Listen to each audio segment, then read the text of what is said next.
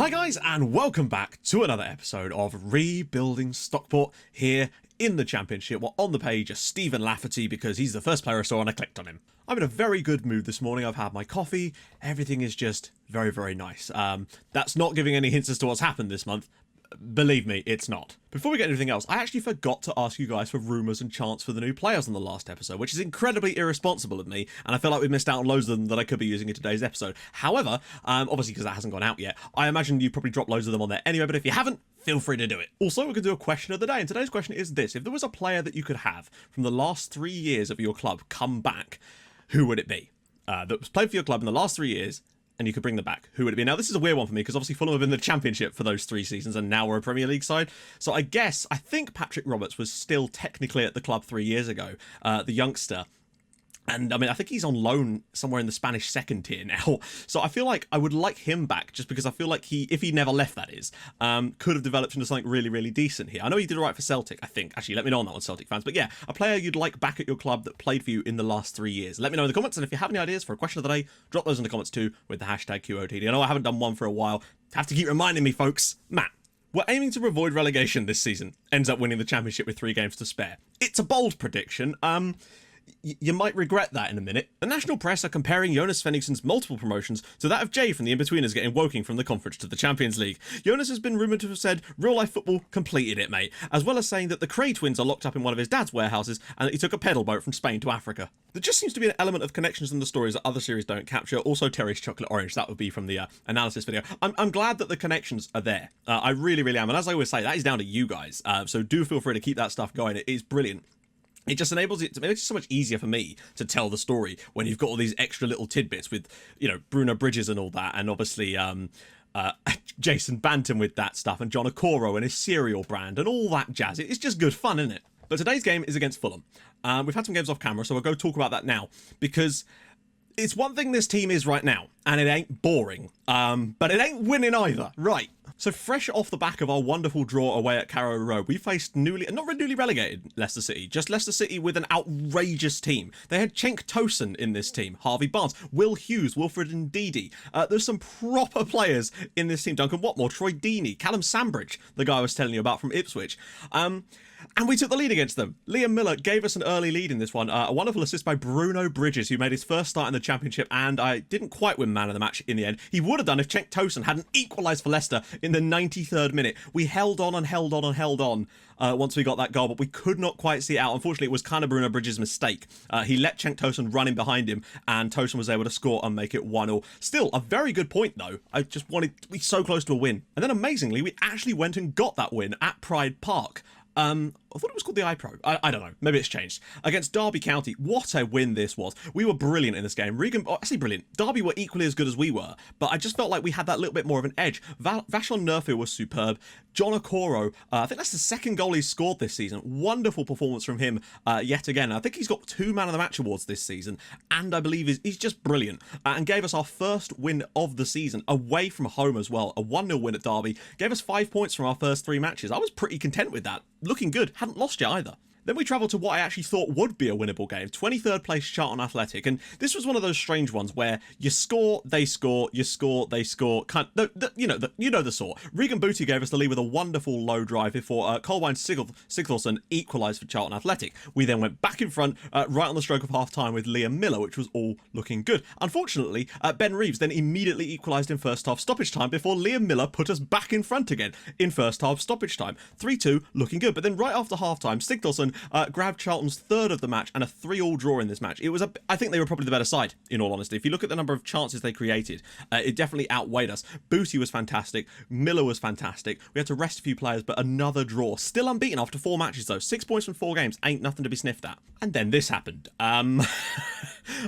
This match is mental. We've conceded quite a few goals this season, but we are certainly looking like a team who've got goals in them, as you can see from this one. But it went wrong from pretty much second one. Matthew Pennington scored for Leeds after 3 minutes from a set piece, and we were already behind at home. And at this point, I kind of thought we had to try and get back into it, but we'll stick with what we're doing because we were still looking quite good at the point. And we got to half time and everything was looking pretty good for us, really. Only a goal down, you know, there's plenty of room to come back in the second half. And at the start of the second half, the arse fell out. Within the space of 7 minutes, we went from 1-0 down at home to 4-0 down. Goals from Vargas, Pagnarini and Tyrone Mings gave Leeds United a 4-0 lead. And at that point, I went, right, changes are necessary. 4-0 down at home, about to be on the end of our biggest defeat of the save, probably, and we had to make some changes. So we brought on Niall Ennis, Shashua, and Neil Brock, of all people, came on a triple sub early in the game, and it actually made a huge difference for us. John Okoro made it 4-1, literally immediately after the substitutions, before Niall Ennis got 2 more in 2 minutes to make it 4-3, and the comeback was on, and then Regan Booty decided to be a very silly man and get himself red-carded for an off-the-ball incident. I don't know what actually happened, it was just a second yellow for him, and I think that kind of killed the momentum. I genuinely think if Booty hadn't been sent off, we'd have got back into that match. We got it to 4-3 so quickly. Ennis was fantastic, and then of course Leeds got one on the break with Vargas towards the end to make it 5-3. We got many bookings. I think we got 8 yellow cards in this match and got fined by the FA for our bad behaviour. So it's no real surprise that Regan Booty got sent off. I just thought this game was so close to being one of the comebacks of the century, and then Regan Booty had to go and mess it up. Bad man. But all that leaves us, I mean, mid-table. 5 points, 5 games, 6 points. We are 3 points clear of the relegation zone, which is good, and 4 points off the playoffs. Pretty much dead centre in the middle of the league. We've only won 1 of our first 5, but we've only lost 1 of our first 5. We've scored a lot of goals in that first 5 games, though. 4 goals for Liam Miller, 2 man of the match performances for John Okoro as well, which is unbelievable. He's also got, I think he's got 3 goals and 2 assists this year already, John Okoro. I'm very glad we've made him our starting player in that role, because he does seem to have taken to this league like a duck to water, as has Liam Miller. Still no goals for Adam Ida yet, though, which is a bit of a shame. Hopefully we can come up with something today against Fulham. We need to. Just looking briefly at the best performing players for this team, John Okoro out on top, and would you bloody believe it, he's made 1 appearance for us, admittedly, but he'll be back today. Bruno Bridges had a really good game. I think it was against Derby, or maybe it was Leicester, I think. Did brilliantly. Niall Ennis has done well as well. Regan Booty, Liam Miller, Conor the Mayor, who's out on loan now. We've still got some players that are above 7. Molden, of course, on a 7. Any poor performance, Sanders hasn't had a best time of it so far, and neither has Callum Gribbin or Che Tilt. Few of these players yet to really find their form yet, but we've still got some players really, really doing well. The main one of those being John Okoro. 4 appearances in the league, 3 goals, 2 assists. He just seems to have everything going for him at the moment. I cannot wait till he gets a Nigeria call-up. I feel like by the end of the season, if he goes well, that could definitely be on the cards if he keeps playing the way he is. I think he's got like double figures goals this year, definitely on the cards. I mean, just looking at his stats compared to last year, his first season he actually played the most, would you believe it, but only got 2 goals and 5 assists. Last year 4 goals and 5 assists, but this year he's already got 3 goals and 2 assists, and he's only played 4 matches. Like, he is head and shoulders been working hard over the summer. Cereal presumably has been giving him all that extra protein and fibre, lots of fibre. Fulham are 10th, a couple of places above us. A win would almost certainly take us above them. I'd like another win. We've only won 1 game this year, and that was away at Derby. I want to give the fans at Edgeley Park something to shout about. We've actually been thumped by Leeds at home. They've still got a good game, but frustration is what I would say. Lots of goals, but frustration. I think that's kind of the issue with us at the moment. The sheer quality of some of the other teams in places, and that's where a lot of these goals are coming from, similar to the Norwich ones, where I genuinely think that at the moment this year, it's just going to be a riot of goals. Sometimes we'll win 5-4, sometimes we'll lose 5-4. And yeah, we could kind of tighten things up, but I genuinely think that the tactics are okay. We just need to slightly improve the players that we have. And just by scoring goals, I think we'll be able to do that slowly over the course of the year. So yeah, this year we might not go up. In fact, that would be a bit weird if we did, to be honest. But I do think that next year is where we can definitely aim for. This year is just about consolidating and bringing those players up to another level and then slowly strengthening the squad. And I think over time it will just improve naturally. That's the plan anyway. Now, of course, we could make changes to try and improve the defensive side of things, no doubt. But I actually quite like scoring loads of goals. It's the old Kevin Keegan approach of we'll score more than you. Doesn't always work that way, but we're giving it a go. So, changes. Ennis or Ida? I still want to persist with Adam Ida up top because I brought him in to play as striker, and I'm going to give him his chance. Because Ennis's goals, he scored those playing off the left-hand side, not actually as a striker. So Miller, Shashua or Gribbin? Shashua or Gribbin? Gribbin's not fully up to match fitness yet, and I think he played the last game, so we'll give Shashua a run out. Of course, John Okoro. Magoma and Davidson, of course, Booty's suspended, so I guess Paris Magoma's the man. Be nice. Nerfil, Basic, Gray, and of course, Bruno Bridges getting his 2nd appearance in the Championship. I'm going to keep him at the club until he plays a Premier League game. Maybe if we win a penalty in a Premier League match at some point, I'll let him take it. That's the plan. First time for a while, actually, I've seen a team that don't have any regens in their entire team. They've got Charlie Musonda on the bench too. Cadden, that guy used to play for Birmingham as well, didn't he? Nice to see Matt O'Reilly there, though. big man for the future. This quite literally is a free hit for us, as is most of these games against big sides this season. I'm genuinely content as long as we stay up to continue to try and play our style of football. I don't want to sacrifice that too much to compromise just to get like 0-0s a lot of the time. I don't mind losing the occasional game 5-3 if we win some games 5-3 as well. It'd be fun, you know? Sitting a little deeper, but he seems to make that role quite nicely. Bruno Bridges back post. Magoma. How many times have we scored that goal? The one where Liam Miller just peels away to the corner of the 6-yard box and puts it in the back of the net. He just seems to be constantly available for that type of finish. That's like the 3rd time this year I've seen him score one from that exact position. Really nice work from Paris Magoma to pick him out, but he just peels away and just gets into that position, just slids it along the floor. Stockport 1, Fulham 0. First shot of the game, and we're actually in front, and it would send us above Fulham. I would happily take a 1-0. If we managed to get a 1-0 win at home to Fulham, firstly, it'd be a response after what happened against them in the FA Cup last year, and secondly, it would keep us nicely in mid-table, and still only be 1 defeat so far this year, which is not bad at all. Lacazette, I can't speak too soon. Fisher goes right. Oh, Bruno. That was such a clumsy, that was such a proper Bruno Bridges tackle. Bruno Bridges falling down, conceding penalties. Jean-Michel Seri steps up and just dispatches it like he hates it. Stockport 1, Fulham 1. They were clearly looking a bit better. The possession had come back. What a penalty this is from Seri as well. I think maybe it was a bit of a false dawn like it was against Norwich, but come on. Okoro now to have a little run at people perhaps. Can he finally open himself up here? Can he pick a pass? He does. Liam Miller! Oh, God, Miller is lethal. He really is. He just needs to finish a few more of those chances. Ball over the top. Lacazette's in there. Oh, he's gone round him. Oh, my God. That's the quality of a player like Alexandre Lacazette. The sheer unbridled quality that he has in his locker to do that. Like, it's a sort of aimless ball lumped into the channel. They should do better with the initial positioning here. But it's this touch from Lacazette to just go around the defender. It's a wonderful finish as well.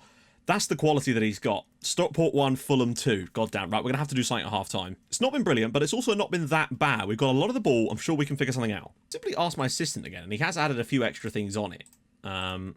They seem particularly set on going after Fisher, so I might just add a few to that. But I'm also going to go a bit more direct, only a tiny little bit, and go to counter press as well. We don't need to get stuck in. We're winning enough of the ball to make that work. Last thing I want in this save as a Fulham fan is for Fulham to become my bogey team. I don't want to hate my own team.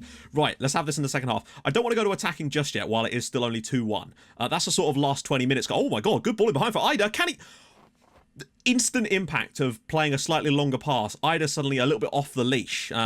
Maybe we need to... No, I don't know. I don't want to change around stuff too much. Basic! Nerfil! Oh, what a brilliant goal that is. Vashon Nerfil scores the equaliser. Of all people to score the equaliser. Wonderful assist by Slobodan Basic. This is incredible. Where's the short corner gone? Look at this for a header back across. Keeper gets drawn to the near post and Nerfil's just there. That is a wonderfully worked corner. 2-2 here at Edgeley Park. Yes! It's good to be back level, if nothing else. We've had the setback of going behind in this match and now, well, oh God. Ball over the top. Lacazette's through. Wonderful save from Louis Molden there to keep things level. Here we go. Nerfil. Oh, it's not a poor one at all, actually. It's Miller through. Oh! Stockport 3, Fulham 2. Liam Miller again. His 6th goal of the season. He scores 2 types of goals these days. The one where he's frees himself on the edge of the 6-yard box, and the other one where he just drives in and bends them around the goal. What a finish that is. We're back in front here at Edgeley Park. 3-2. Come on. I think what we need is a 4th goal to really sort of make it a bit more difficult, because at the moment it's quite simple. They just need 1 goal and they're back in the game, and Ida's through. Oh, it's 4. Stockport 4, Fulham 2. This reminds me so much of that Colchester game at the end of last season. And also, Adam Ida scores his first goal for Stockport County. That's really nice. I'm really, really pleased for him. We've done this so quickly at the start of the second half. Also, what a ball through from John Okoro. Look at that for a pass. That's his 3rd. Oh, that's bad goalkeeping, I must admit. But Ida's now scored. We're 4-2 up at home to Fulham. Come on. I don't know where that's come from. What a start to the second period of this match. We've got a lot of goals in this team. Seri. Oh, God. Kakuta's through. Okay, he got very fortunate with that, but they did create a good opportunity. It's 4-3 at Edgeley Park. This is the Leeds game all over again. Seri is an absolutely exceptional ball through, but I think Molden does brilliantly. Oh, come on. He slid it into the back of the net. Stockport 4, Fulham 3. We're not done yet. I kind of don't want to drop deeper because I don't want to invite the pressure, and I also don't want to compromise the principles of which we're playing on at the moment, because the players aren't very good at doing that. The pressure does seem to be coming from Fulham now over the last... Oh, God, that's a really bad header. Oh, come on. Eunice Namley with the goal. Thing is, right, playing a deeper line would not have had any effect on that goal. That's come from a bloody throw-in. There's a really bad clearance here from Basic, just falls straight to Namli. They don't get out to him fast enough, and he's just, I mean, it's a great goal. It's the fact that we've thrown away a 2-goal lead in this match. Maybe we should have gone a bit more defensive. The goals we've conceded. That he's gone round his man. There's men coming through. Neil Brock. One of them's John Okoro. Men at the back post. Oh, he's missed it. Oh. Good tackle. Oh, Ennis, can he keep it in? Go on, back post. You know you want to. Ball in. Oh, he's caught it. And that's surely going to be game over. Yeah. Well, don't know why the game didn't have a weird finish bit there, yeah. But Stockport 4, Fulham 4. I thought we'd turn that into a win, frankly. The goal from Miller, Nerfil and Ida. Those goals, I thought it had done it. But Kakuta and then Eunice Namli with the equaliser, 4-4 draw. It's another point. It's just, regardless, I'm still really proud of the lads. You know, that's the 7th point of the season. We're still 4 points clear of the drop zone. So next episode, I feel like doing a double live com. Preston are right up there at the moment, but so are Reading and Luton, maybe? Reading and Luton, perhaps. Do Shrewsbury and the Preston game off camera. Come back for a Reading and Luton double live com. Just to try and get a win on camera. We've had a 2-2 draw and a 4-4 draw. God, look at our last 3 matches. That's the thing. Our last 3 games, we've scored 10 goals in 3 matches and only taken 2 points because we've managed to concede 12. Probably going to have one of those sort of seasons where we score like 80-odd goals but concede like 70-odd goals. But as long as we stay up, I'm fine with that because I feel like over time, us signing better players and improving the players we currently have, that will slowly turn into the way that we were playing towards the end of last season. That's the confidence I have in the players that we've got. And it's just nice to see us scoring loads of goals. Makes the games exciting, if nothing else. Anyway, if you've enjoyed this episode, drop a like on the video. That'll be fantastic. Hopefully we can get a win, or against Shrewsbury would be better. Maybe against Preston, that'll be tough though at Deepdale. Yeah, drop a like on the video. That'd be awesome. And if you're new to the channel, subscribe for more videos like this. I can't promise 8 goal thrillers in every episode, but the way this season is going, I might also be able to start promising that. Who knows? I'll see you guys soon. Thanks so much for watching. Bye-bye.